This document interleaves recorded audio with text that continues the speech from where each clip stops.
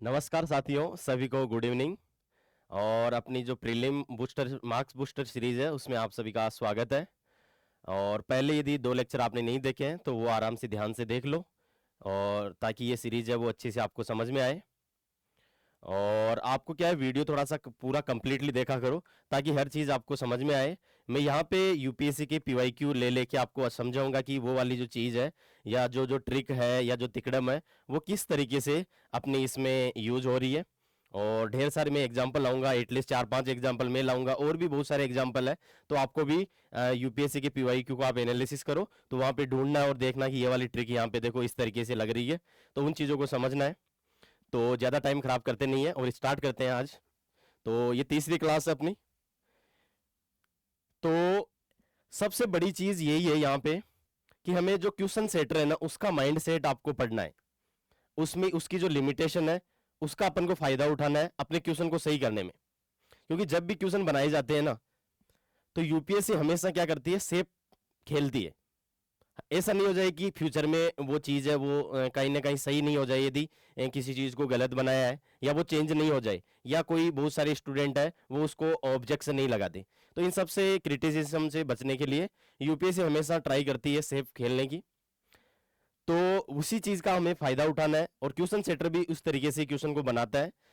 तो उसको क्या करना होता है, कुछ स्टेटमेंट उसको सही करने हैं, कुछ को गलत बनाने हैं। अब वो जहां पे गलत बना रहा है ना वहां पे उसकी कुछ लिमिटेशन है। एक चीज तो यह है कि यदि वो उसको गलत बना रहा है तो एक तो डायरेक्टली पता चल जाता है कि इसकी जगह ये कर दिया तो वो गलत बन गया। लेकिन कभी कभी उसको गलत बना रहा है तो उसको हो सकता है कि बहुत सारी रिसर्च करनी पड़े, जैसे कि ये चीज है ये इस किताब में मेंशन नहीं है मान लो, क्योंकि जनरल किताब में तो क्या है, क्या चीज मेंशन है वही है। अब यदि उसको वो नेगेटिव स्टेटमेंट बनाता है तो होता क्या है कि उसको फिर पूरी किताब पढ़नी पड़ेगी, इधर उधर से चेक करना पड़ेगा। और जनरली फिर जो क्वेश्चन सेटर है वो ये चीज अवॉइड करता है। इसलिए तो ये यूपीएससी के कुछ ट्रेप अपन को समझ में आते हैं, उसकी जो लिमिटेशन है उसके हिसाब से अपन क्या करते हैं, क्वेश्चनों को सही करते हैं। वही इंटेलिजेंट गेसिंग का ही पार्ट है। तो हमें उसके एग्जामिनर का जो माइंड सेट है उसको हमें ध्यान से समझना पड़ेगा। अब देखो होता क्या है कि उसको कुछ कथन है वो गलत बनाने हैं, ठीक है।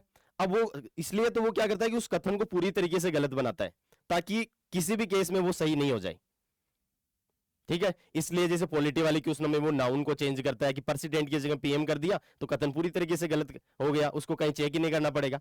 डाटा में भी ऐसे ही होता है कि 400 की जगह एक जीरो लगा दिया तो 4000 बना दिया, 1500 की जगह 15000 कर दिया, तो वो क्या हो जाएगी कि कथन पूरी तरीके से गलत हो जाता है, कोई उस पर सवाल नहीं उठा सकता है। तो यूपीएससी जो क्वेश्चन सेटर है तो उसका जो माइंड सेट है वो हमेशा अपन को रीड करना चाहिए। वहां से ही अपने 4-5 क्वेश्चन तो एटलीस्ट पेपर में सही हो जाएंगे यदि वो चीज आपने अच्छे से सीख ली है, और आपकी मेहनत भी कम हो जाएगी क्योंकि आपको हर चीज फिर रटना नहीं पड़ेगा, ठीक है। तो यही है, यही मेन चीज है सबसे बड़ी, कि उसको ज्यादा मेहनत नहीं करनी पड़े, ज्यादा रिसर्च नहीं करनी पड़े। क्योंकि यदि वो स्टेटमेंट को गलत बनाएगा तो उसको प्रूफ लेके आना पड़ेगा, उसके लिए क्या हो सकता है अलग अलग किताबों में उसको ढूंढना पड़े, तो वो ऐसा नहीं करेगा, ठीक है। तो वो हमेशा सेफ प्ले करने की कोशिश करेगा क्योंकि उसको रिसर्च करना पड़ेगा, बर्डन ऑफ प्रूफ उसके ऊपर रहेगा। यदि किसी, देखो किताब में क्या चीज रहेगी, स्टेटमेंट्स वो वैसा का वैसा ही लिखा हुआ है। यदि उसको गलत कर रहा है तो वो ये देखेगा कि कहीं ना कहीं सोर्स से वो कहीं ना कहीं सही नहीं हो जाए। इसलिए तो जो साइंस टेक वाले जो एप्लीकेशन वाले क्वेश्चन रहते हैं वो जनरली सही होते हैं, सम वाले सही रहते हैं। तो वो चीजें आगे और अपन डिटेल में पढ़ेंगे एग्जाम्पल के साथ। तो आज एक नई चीज सीख रहे हैं, तो इसलिए वो क्या करता है, फैक्ट और डाटा है उसको चेंज करता है ताकि पूरी तरीके से वो गलत हो जाए।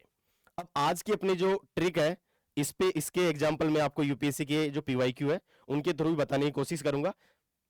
और ये ऐसे मान लो कि 70-80% ये करेक्ट है। देखो सबसे पहले तो अपन को अपना नॉलेज ही लगाना है, और उसके बाद में अपन को क्या करना है कि जिन क्वेश्चनों में अपन फंस जाए, और बहुत सारे क्वेश्चन में अपन फंसेंगे, 30-35 क्वेश्चन अपन को आएंगे तो बाकी में अपन फंसेंगे कि इसमें 50-50 में आएंगे, फिर आगे अपन को कुछ ना कुछ तो गोला भरना है। तो वहां पे ये वाली चीजें अपनी हेल्प करेगी कि अपने क्वेश्चन के जो सही होने की प्रोबेबिलिटी है वो बढ़ा देगी। मैं ये नहीं कहता कि ये चीजें सर्टेन है, लेकिन ये अपनी प्रोबेबिलिटी को बढ़ा देगी। और ऐसे कर करके अपने 5 क्वेश्चन 10 क्वेश्चन, और यदि आपने ये अच्छी सी चीजें कर ली ना तो 15-20-25-30 क्वेश्चन, सॉरी 30 नंबर भी अपने बढ़ सकते हैं। तो देखो परिभाषा है ना, जनरली यदि किसी चीज की परिभाषा है, यदि उसमें थोड़ा वो उथल फुथल करेगा ना तो वो तो अपन को सीधा सीधा दिख जाएगा। तो इसलिए क्या होता है, बहुत बार क्या होता है क्वेश्चन होते हैं उनमें दो चीजों की बात होती है, और दो चीजों की बात होती है तो वो क्या करेगा कि जैसे दो सिमिलर टाइप की चीजें हैं तो वो क्या करेगा, दोनों की डेफिनेशन को स्वैप कर देगा। ये यूपीएससी करता है बार बार, यही ट्रेप आपको पकड़ना है। ठीक है, तो वो स्टेटमेंट पूरी तरीके से क्या हो जाता है, फिर गलत हो जाता है। इस तरीके से वो सेप प्ले करता है क्वेश्चन जो सेट करता है। तो जनरली क्या करेगा, परिभाषा है उसकी क्या कर देगा, स्वेप कर देगा। तो ये जनरली ये चीजें फिर गलत हो जाती है। और कभी कभी किसी चीज की डिटेल है उसको स्वेप कर देता है, तो इस तरीके से गलत बना देता है। जनरली ऐसा करता है। देखो सबसे पहले तो नॉलेज के हिसाब से करना है, लेकिन अब नॉलेज अपना फेल हो गया है, अपन को नहीं पता है उसके बारे में, फिर अपन को क्वेश्चन अटेम्प्ट करना है ना, तो इस तरीके से करना है। अब इसमें अपन को सबसे पहले तो नॉलेज से करना है, फिर अपन को क्या कॉमन सेंस लगाना है। अब कॉमन सेंस वर्ड प्ले, कि उस वर्ड को आप समझो और ये देखो कि ये वाली चीज इसमें अच्छे से जम रही है और ये वाली इसमें अच्छे से जम रही है। यदि ऐसा हो रहा है इसका मतलब इसने स्वेप कर दिया है। मैं ये नहीं कहता कि वहां देखते ऐसे मान लेना कि स्वेप कर दिया, ऐसे कभी भी नहीं करना। आपको देखना है कि देखो नॉलेज से हो रहा है तो ठीक है, फिर इसकी डेफिनेशन को इससे फिट करके देखो, यदि ये फिट बैठ रही है, इसकी इसमें फिट बैठ रही है, तो दोनों को इसने गलत कर दिया है। और अभी अपन एग्जाम्पल के साथ देखेंगे कि ये किस तरीके से यूपीएससी कर रही है। कभी कभी डिटेल है वो एक्सचेंज कर देती है। ठीक है, तो 5 क्वेश्चन मैं कराऊंगा, अच्छे से कराऊंगा आपको, और भी ढेर सारे एग्जाम्पल है पीवाईक्यू में, वो आपको ढूंढने हैं और वहां पे इस चीज को इंप्लीमेंट आपको करना है। और वीडियो देखने से काम नहीं चलेगा, आपको ढेर सारी मेहनत है वो करनी पड़ेगी। चलो जी, तो पहला क्वेश्चन है 2019 का है ये। तो ये अपना है सीएसई 2019 का क्वेश्चन है। ठीक है, अब देखो मुगल भारत की बात चल रही है और जागीरदार और जमींदार दो चीज है। ठीक है, तो वो क्या करेगा कि इनकी डिटेल या डेफिनेशन है इनको क्या कर देगा, स्वेप कर देगा। कैसे करेगा, इस स्टेटमेंट में देखो। पहले तो जागीरदारों को किए गए भूमि आवंटन वंशानुगत होते हैं और जमींदारों के राजस्व अधिकार वंशानुगत नहीं होते हैं। अब देखो, यदि आपको पता है तो अच्छी बात है, आपको नहीं पता है तो आप क्या करो, वर्ड को समझो। जागीरदार क्या होते थे, जो कुछ काम करते थे, जो सर्विस में होते थे, तो उनको जमीन दे दी, सैलरी की जगह जागीर दे दी।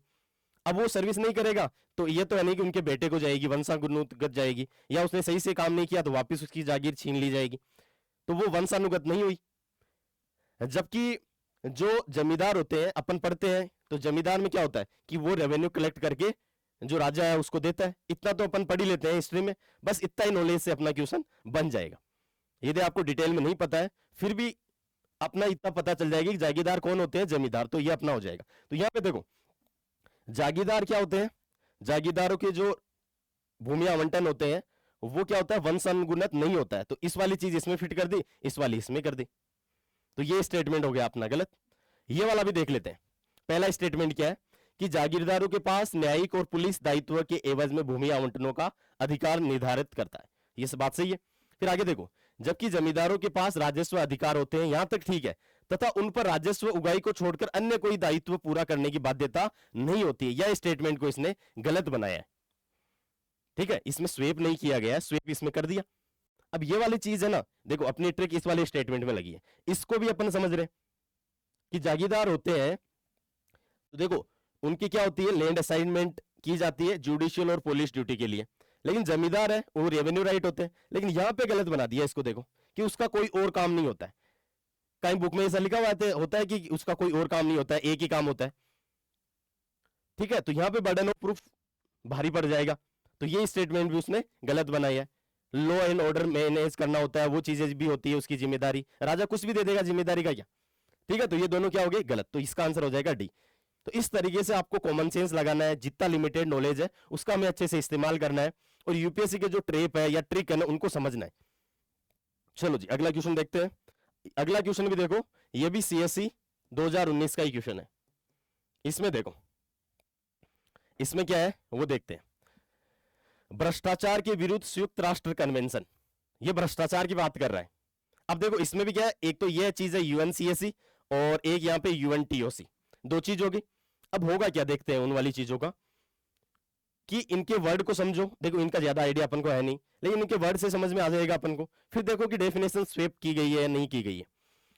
तो भ्रष्टाचार के विरुद्ध संयुक्त राष्ट्र convention, United Nation Convention against corruption, corruption की बात कर रहा है, का भूमि समुद्र वायुमार्ग को प्रवासियों की तस्करी के विरुद्ध एक प्रोटोकॉल होता है। और ये वाला पढ़ो, राष्ट्रपात संगठित अपराध के विरुद्ध संयुक्त राष्ट्र convention, United Nation Convention against transnational organise crime की एक विशिष्टता ऐसे एक विशिष्ट अध्याय का समावेशन है जिसका लक्ष्य उन संपत्तियों को उनके वैध स्वामित्व को लौटाना है जिनसे यह अवैध तरीके से ली गई है। तो आपको क्या करो कि इसकी डेफिनेशन को इसमें फिट करो, इसकी इसमें फिट करो। जैसे इसमें बात कर रहा है तस्करी की, स्मगलिंग की, यदि इंग्लिश में बात करें तो यहां पे किसकी, स्मगलिंग की बात कर रहे हैं। ठीक है, तो स्मगलिंग क्या होती है, ऑर्गेनाइज क्राइम ही तो होती है। तो ये वाली चीज इसने यहां पे कर दी, और जो United Nation Convention against corruption वाली चीज है वो इसमें फिट कर दी। तो ये दोनों स्टेटमेंट क्या हो गए, गलत हो गए। फिर यदि दोनों ही गलत हो गए अपने, ये गलत हो गया और ये भी गलत हो गया, तो पहला भी गलत हो गया और तीसरा भी गलत हो गया, तो अपना आंसर क्या आ गया, सी। हालांकि ये बहुत टफ क्वेश्चन है, इतना डिटेल में अपन नहीं पढ़ते हैं, लेकिन यदि आप कॉमन सेंस लगाओगे, आप जो यूपीएससी किस तरीके से गेम खेलती है यदि वो समझ जाओगे ना, तो कुछ क्वेश्चन तो आप बिना पढ़े भी सही कर लोगे। ठीक है, तो ये वाली चीज आपको समझ में आ गई होगी मेरे हिसाब से। बाकी की चीजें और आराम से पढ़ लो। अब मैं ये नहीं कहता कि इसके बाद में इन स्टेटमेंट को आपको पढ़ना नहीं, इनको भी पढ़ना है। जैसे इस स्टेटमेंट की बात करो, मादक द्रव्य और अपराध विधेयक संयुक्त राष्ट्र कार्यालय संयुक्त राष्ट्र के सदस्य राज्यों द्वारा यूएनसीएसी और यूएनटीएसी दोनों के कार्यान्वयन में सहयोग करने के लिए अपेक्षित है। तो ये एक जनरल स्टेटमेंट है, इसको गलत बना ही नहीं सकता वो। उसका देखो ये है कि ये वाला जो ऑफिस है ये इनकी हेल्प करेगा, तो ये तो अच्छी बात है, पॉजिटिव स्टेटमेंट है, जेनरिक स्टेटमेंट है, इसको गलत बना ही नहीं सकता। हालांकि इसकी अपन को जरूरत नहीं पड़ी, लेकिन ये भी अपना सही है। अब इसमें बहुत सारे क्या करेंगे कि सिर्फ बाइंडिंग देखते ही काट देंगे, मान लो दूसरे को आपने काट दिया तो फिर तो आपका आंसर आएगा नहीं, गलत ही आएगा फिर तो इसलिए अपन को क्या करना है, ध्यान से चीजों को समझना है और ढेर सारी आपको प्रैक्टिस करनी है। पीवाईक्यू में ही करनी है प्रैक्टिस, और कुछ नहीं करनी, टेस्ट सीरीज में नहीं लगाना ये सब चीजें। ठीक है, चलो जी अगला क्वेश्चन देखते हैं अपन। तीसरा क्वेश्चन ये देख लो, ये भी सीएससी 2019 का क्वेश्चन है। ठीक है, चलो जी। तो मनोरंजन हेतु डिजिटल प्रौद्योगिकी के संदर्भ में निम्नलिखित कथनों पे विचार करो। यहां पे संवर्धित वास्तविकता उसकी बात चल रही है, ऑगमेंटेड रियलिटी की, में एक छंद वातावरण सर्जित हो जाता है और भौतिक संसार पूरी तरीके से बहिष्कृत हो जाता है। इधर आभासी वास्तविकता की बात चल रही है, इसमें क्या हो रहा है, वर्चुअल रियलिटी में कंप्यूटर द्वारा सर्जित प्रतिमाएं वास्तविक जीवन की वस्तुओं या परिवेशों पर प्रक्षेपित हो जाती है। थोड़ा इंग्लिश में भी देख लेते हैं, क्योंकि ये जो सीरीज है ये दोनों मीडियम के लिए, इंग्लिश मीडियम और हिंदी मीडियम। तो हिंदी मीडियम में क्या है कि इस तरीके की चीजें बहुत कम बताते हैं, तो ये सीरीज आपको स्पेशली हिंदी मीडियम को तो और ज्यादा हेल्प करने वाली है, क्योंकि उनके लिए ये वाला चीज गाइडेंस उतना नहीं मिल पाता है। तो देखो, ऑगमेंटेड रियलिटी है और वर्चुअल रियलिटी है। ठीक है, अब आपको डायरेक्टली इनको गलत नहीं मानना है, आपको देखना एक बार, इनको ध्यान से पढ़ना है, फिर देखना कि ये वाली डेफिनेशन कहीं ना कहीं इसकी तो नहीं है और ये वाली इसकी तो नहीं है। और फिर वो कैसे पता चलेगा, वो पता चलेगा या तो आपको डायरेक्टली इस वर्ड का मीनिंग पता हो, या फिर वही कि देखो इनके वर्ड से मीनिंग निकालोगे। ऑगमेंटेड, ऑगमेंटेड का मतलब संवर्धित, मतलब किसी चीज को अपन बढ़ा रहे हैं, जबकि वर्चुअल का मतलब क्या है, वो रियल दुनिया नहीं है। ठीक है, वो क्या है, आभासी दुनिया है। ठीक है, चलो जी। तो augmented reality A simulated environment is created and the physical world is completely shut out, तो ये तो वर्चुअल में होना चाहिए ना। और इधर देखो, image generated from a computer are the projected on to real life object और द सराउंडिंग। तो इसमें क्या है, रियल लाइफ ऑब्जेक्ट पे अपन क्या कर रहे हैं, प्रोजेक्ट कर रहे हैं। तो इसका मतलब ये वाली बात किसकी चल रही है, ऑगमेंटेड की चल रही है। तो यहां पे भी यही स्वेप किया गया है, इसकी डेफिनेशन इसमें, इसकी डेफिनेशन इसमें कर दी है। तो ये तीसरा क्वेश्चन है। इस तरीके से और भी बहुत सारे एग्जांपल है। तो ये दोनों क्या हो गए अपने, गलत हो गए। ठीक है, तो जहां पे भी पहला दिख रहा है और दूसरा दिख रहा है काट दो। अब ये बचा। अब यहां पे देखो, यहां पे भी आपको एक चीज है कि यहां पे कॉन्ट्रास्ट आपको दिखेगा स्टेटमेंट के अंदर। वो भी आपको एक ट्रिक होती है कि एक टाइप के स्टेटमेंट साथ साथ जाते हैं, ऑपोजिट स्टेटमेंट में से एक सही होता है, वो चीज भी यहां पे लगने वाली है। देखना, एआर व्यक्तियों को संसार में विद्यमान रहने देता है और स्मार्टफोन या पीसी के कैमरे का उपयोग कर अनुभव को उन्नत करता है। और यहां पे ऊपर क्या बोल रहा है कि भौतिक संसार पूरी तरीके से बहिष्कृत होता है। तो ये तो उल्टी बातें कर रहा है दोनों। तो 1 और 3 में से दोनों साथ नहीं आएंगे। ठीक है, इनमें से एक आएगा पक्का। ऐसे ही इसमें देखो, वीआर संसार को पृथक कर देता है और व्यक्ति को एक अलग धरातल पर ले जाकर उसे पूर्ण निगमकता का अनुभव प्रदान करता है। तो ये क्या बोल रहा है कि एक अलग धरातल पे ले जाता है, वर्चुअल दुनिया में ले जाता है। इंग्लिश में भी देख लेते हैं, एआर अलाउ करता है कि प्रेजेंट इन द वर्ल्ड, और यहां पे क्या बोल रहा है, physical world is completely shut out. तो दोनों अपोजिट स्टेटमेंट है, दोनों साथ नहीं आएंगे, इनमें से एक आएगा। ये भी एक ट्रिक होती है, इसमें भी यूपीएससी बार बार इस चीज का इस्तेमाल करता है। इंप्रूव द एक्सपीरियंस, देखो ये वर्ड देखो, इंप्रूव। तो ऑगमेंटेड का मतलब भी तो यही चीज होती है, किसी चीज को बढ़ाना, इंप्रूव करना। तो ऐसे चीजों को अपन को रिलेट करना है। यदि आपको ये क्वेश्चन पढ़ के नहीं गए फिर भी आप क्वेश्चन को कर लोगे। Improve the experience using the camera of smartphone और PC. We are close the word and transpose a individual providing a complete immersion experience. ठीक है, तो एक और तीन में से एक कट ही गया तो आंसर कौन सा हो गया, ये हो गया। चौथा तो दोनों में ही है। तो इस तरीके से आपको आंसर निकालना है। चलो जी अगला क्वेश्चन देखते हैं। अगला क्वेश्चन ये देखो 81, ये सीएससी 2022 का क्वेश्चन है। अब इसमें थोड़ा सा नॉलेज चाहिएगा, लेकिन यहां पे भी यूपीएससी के पीवाईक्यू आपकी हेल्प करेंगे कहीं ना कहीं। चलो जी ये वाला देखते हैं। उच्च मेघ मुख्यतः सौर विकिरण को परावर्तित कर भूपृष्ठ को ठंडा करते हैं और भूपृष्ठ से उत्सर्जित होने वाली अवरक्त विकिरणों का निम्न मेघ में उच्च अवशोषण होता है और इससे तापमान प्रभाव होता है। ये वाली बात होगी। अब यदि आपको थोड़ा ज्यादा आइडिया नहीं है तो आप क्या करो कि इसकी डेफिनेशन इसमें और इसकी डेफिनेशन इसमें फिट करके देखो। जैसे इंग्लिश में देख लेते हैं, हाई क्लाउड होते हैं preliminary reflect the solar radiation and cool the surface of earth. Low cloud has the high absorption of the infrared radiation emanating from the earth surface and thus cause A warming effect. ठीक है, अब देखो इसमें थोड़ा सा knowledge चाहिए आपको। अब वो नॉलेज कहां से आएगा, यूपीएससी के पीवाईक्यू से। कहां से आएगा, जैसे कि अपन पढ़ते हैं सीरस क्लाउड थिनिंग, या आपने पढ़ा होगा एक पीवाईक्यू में ऐसा क्वेश्चन आया हुआ है कि ग्लोबल वार्मिंग करने के लिए ये करते हैं। और अपन ने एनसीईआरटी में पढ़ा है कि ये वाले कौन से होते हैं, ऊपर वाले क्लाउड होते हैं। थोड़ा सा समझा देता हूं। तो ये वाली चीज यदि आपने ढंग से समझी भी है ना, तो ये नॉलेज इस क्वेश्चन में हेल्प करेगा और फिर वो स्वेप वाला लॉजिक लग जाएगा, क्वेश्चन आ जाएगा। वैसे बहुत टफ क्वेश्चन है ये।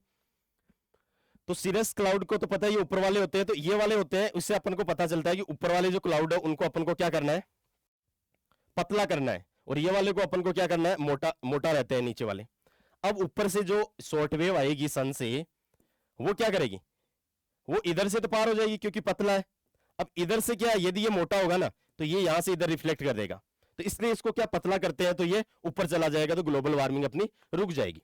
ठीक है, अब ये वाले क्लाउड होते हैं ये थोड़े मोटे होते हैं, तो ये क्या करते हैं, ये इधर से जो शॉर्ट वेव आ रही है ना, तो ये शॉर्ट वेव को क्या करते हैं, ये से परावर्तित करते हैं, जबकि ये यहां पे ऊपर परावर्तित कम ही कर पाते हैं। ठीक है, चलो जी। तो और ये जो नीचे वाले हैं उसको इधर से पार होने देते हैं, तो इस वाले को क्या करते हैं, छोटे कर देंगे ना, तो ये इधर से ऊपर निकल जाएगी, अदरवाइज ये वापस अर्थ की तरफ भेज देगी जो इधर से जो रेडिएशन आएगा उसको। ठीक है, तो ये हाई क्लाउड हो गए और ये क्या हो गए, नीचे वाले हो गए। तो इसमें क्या कर रहे हैं कि ये जो क्लाउड है ना ये गर्मी कर रहे हैं, और ये वाले क्या करेंगे, इधर वाले को यहां से ये परावर्तित कर रहे हैं। जैसे सन्ना वाली आई, इसको इधर परावर्तित कर दिया, तो ये क्या कर रहे हैं, ठंडा कर रहे हैं। जबकि ये वाले ये छोटे ये वाले क्या कर रहे हैं, ऊपर वाले इधर से आएगा, इसको वापस रिफ्लेक्ट कर देगा, तो ये क्या कर रहे हैं, गर्म कर रहे हैं। तो यदि ये कॉन्सेप्ट आपको आता है ना, तो इस नॉलेज से आपको यहां पे लगाओगे और फिर क्या करोगे कि इसकी डेफिनेशन को इधर के साथ लिंक करो, इसको इधर करो, आपको समझ में आ जाएगा। जैसे हाई क्लाउड है, ठीक है, तो हाई क्लाउड क्या करेंगे, cool the surface of earth, cool नहीं करते हैं, तो ये डेफिनेशन इधर है और ये इधर है, तो ऐसे अपने सीधे 2 नंबर अपन को मिल जाएंगे। चलो जी और एग्जांपल देख लेते हैं एक दो। चलो जी ये वाला देखो, ये है सीएससी, बहुत टफ पेपर आया था जिसकी कट ऑफ 75 के आसपास रही थी, सीएससी 2023 का। हर चीज नहीं रटनी होती है, चीजों को थोड़ा सा समझना होता है, थोड़ा सा भी नॉलेज अपने पास है, और यदि अपन को स्मार्ट गेस वर्क अपने को अच्छे से आता है ना, तो आराम से अपन कर लेंगे। वीडियो को पूरा देखो तभी आपको मजा आने वाला है, और आपको खुद को भी ढेर सारी प्रैक्टिस करनी है। जैसे सेपिड है, नेबुला है और पल्सर है। अपन एनसीईआरटी में नेबुला तो पढ़ते ही हैं कि गैस का गेंट होता है, तो आपको देखो कि giant cloud of dust and gas in space, ये वाली डेफिनेशन इसमें फिट बैठ रही है, तो इसने क्या डेफिनेशन स्वेप कर दी, इस वाली को इधर कर दिया, तो ये दोनों गलत हो गए। क्योंकि देखो नेबुला की डेफिनेशन तो पता है आपको कि इसकी इधर है, तो ये भी गलत हो गया, क्योंकि ये तो इसकी डेफिनेशन है, तो ये दोनों स्टेटमेंट आपके गलत हो गए। ठीक है, तो 50-50 पे तो आ ही गए। अब 1 आएगा या 0 आएगा। अब ये थोड़ा सा अपन पीटी में पढ़ भी लेते हैं पल्सर के बारे में, तो वही देखो, अब इस एक ही डेफिनेशन को मैनिपुलेट करना थोड़ा सा मुश्किल काम है, तो इसलिए ये ठीक हो गया। एटलीस्ट अपन 50-50 पे भी आ गए ना, जहां पे अपन को कुछ पता ही नहीं था, तो 50-50 पे आ गए, वो भी बहुत अच्छी बात है। और उसके बाद में पल्सर का थोड़ा बहुत अपन को आइडिया रहता है कि जो ब्लैक होल अपन पढ़ते हैं, कि ब्लैक होल पीवाईक्यू में बार बार आए, तो उस थीम को भी आपको अच्छे से पढ़नी है। चलो जी, तो ये वाला सीधे 2 नंबर आपको दिला देगा। चलो जी, ये वाला क्वेश्चन भी आप देख सकते हो, ये भी आई थिंक सीएससी 2023 का ही है। इसमें भी यही चीज लगी है कि बैलिस्टिक मिसाइल है और ये कौन सी है, क्रूज मिसाइल है। बैलिस्टिक और क्रूज, इसमें क्या किया है, ये वाली चीज, ये वाली जो डेफिनेशन इसकी है और ये वाली इसकी है। यहाँ पे भी अग्नि 5 और ये ब्रह्मोस है, तो ये वाली डेफिनेशन इसकी है और ये वाली इसकी है, दोनों में स्वैप कर दिया। देख लो, तो यूपीएससी यहाँ पे अच्छे से बार बार इसका इस्तेमाल कर रही है। ये चीजें आपको समझनी है। देखो मेहनत तो करनी है, थोड़ा सा एक एक सब्जेक्ट के लिए एक बुक तो आपको पढ़नी है, लेकिन उससे एक्स्ट्रा यदि आपको नंबर चाहिए 20-25, यदि आपका प्रीलिम 20-25 नंबर से रुक रहा है, या फिर आपका जो आपको यदि फॉरेस्ट की कट ऑफ निकालनी है, तो ये चीजें आपको करनी ही पड़ेगी। पीवाईक्यू आपके लिए बहुत बड़ा हथियार है, यदि आपको सही से इस्तेमाल करना आपको आता है तो उसके लिए आपको प्रैक्टिस करनी पड़ेगी। थोड़ी बहुत हेल्प मैं आपकी कर ही रहा हूं, आपको भी बहुत सारी प्रैक्टिस करनी पड़ेगी। तो पांच छह क्वेश्चन अपन ने लिए, ऐसे और भी बहुत सारे क्वेश्चन है, तो आपको अच्छे से प्रैक्टिस करनी है। तो ये देखो यहाँ सीधे 2 नंबर आपको मिल जाएंगे। पढ़ना भी है और स्मार्ट तरीके से आपको पढ़ना है कि कौन सी चीजें पढ़नी है, कौन सी चीजें आपको छोड़नी है। तो यहाँ पे इसका आंसर भी क्या हो जाएगा, डी हो जाएगा। और थोड़ा बहुत अपन को आइडिया रहना भी चाहिए कि बैलिस्टिक मिसाइल कौन सी होती है, क्रूज कौन सी होती है, क्योंकि जो डिफेंस सेक्टर है, डिफेंस टेक्नोलॉजी है, वो प्रीलिम्स के लिए इंपॉर्टेंट है, वहां से क्वेश्चन आते रहते हैं। तो वो ये कि यूपीएससी की थीम पे आपको थोड़ा सा, जैसे कि वो क्लाउड वाला क्वेश्चन है, तो उसमें वो पहले वाला 2018 में 19 में क्वेश्चन आया था, तो यदि उस पर अपन ने थोड़ा सा अच्छे से उसको समझ के गए हैं और अपन को यूपीएससी की जो ट्रिक आती है या जो ट्रेप अपन को समझ में आ गया, तो वो क्वेश्चन हो जाएगा। तो आपको क्या है, वीडियो पूरे अच्छे से देखने हैं, और ये वीडियो देखना ही सफिशिएंट नहीं है, आपको और भी प्रैक्टिस करनी पड़ेगी। पूरे पीवाईक्यू में 15 साल के जो पीवाईक्यू है इस एट लिस्ट, उनमें इन चीजों को कहां पे लग रही है, क्या चीज हो रही है, कभी कभी 2 ट्रिक साथ लग जाएगी तो फिर क्या करना है आपको, वो ये देखो पूरा रिस्क लेने का ही काम है, पूरा काम प्रोबेबिलिटी का ही है। लेकिन यदि आप स्मार्ट तरीके से चलोगे तो पक्का आपके 20-25 नंबर बढ़ जाएंगे। ठीक है, तो इसी के साथ एंड करते हैं। उम्मीद करता हूं आपको ये वीडियो अच्छा लगा होगा, तो कमेंट के थ्रू आप अपना फीडबैक दे देना, और इस तरीके से अपन हर 2-3 दिन पे एक एक ट्रिक ऐसे लेते आएंगे, तो आप उनको अच्छे से, आपका काम क्या है कि 1-2 दिन का आपको टाइम मिलता है तो पूरे पीवाईक्यू में देखो कि ये कहां पे लग रही है, और ये 80-90% तो ये हमेशा केस में सेम ही रहने वाला है। देखो आंख बंद करके मत बोल देना कि सर ये देखो ये डेफिनेशन उल्टी कर दी। सबसे पहले तो अपना नॉलेज ही लगाओ, अपनी जो बुकों में से यदि डायरेक्ट आया है तो पहले तो वही करो। यदि वो चीज फेल हो जाती है, जहां पे भी आप फंस जाते हो ना, फिर इन चीजों का आपको इस्तेमाल करना, ताकि आपकी जो करेक्ट होने के जो चांस है वो बढ़ जाए, 50 की जगह 70% हो जाए, 80% हो जाए। ठीक है, और ओवरऑल आप देखोगे तो आपके नंबर 20-25 नंबर बढ़ जाएंगे। हो सकता है कि 2-4 क्वेश्चन है वो गलत हो जाए, लेकिन वही रिस्क लेने का काम है, तो आपको रिस्क लेना है। और वही देखो, जो पेपर बनाने वाला होता है ना, उसकी भी लिमिटेशन होती है, वो भी उतनी ज्यादा मेहनत नहीं करना चाहता, वो ऐसे सेफ तरीके से खेलता है कि यदि इस तरीके से मैं गलत बना दूंगा ना, तो वो पूरी तरीके से क्वेश्चन या स्टेटमेंट आपका गलत बन जाएगा। तो आप सबका धन्यवाद, और वीडियो को पूरा देखे, पहले वाले वीडियो नहीं देखे हैं तो उनको भी आप देखो, तभी चीजें आपको फ्लो में समझ में आएगी, और ढेर सारी प्रैक्टिस करो।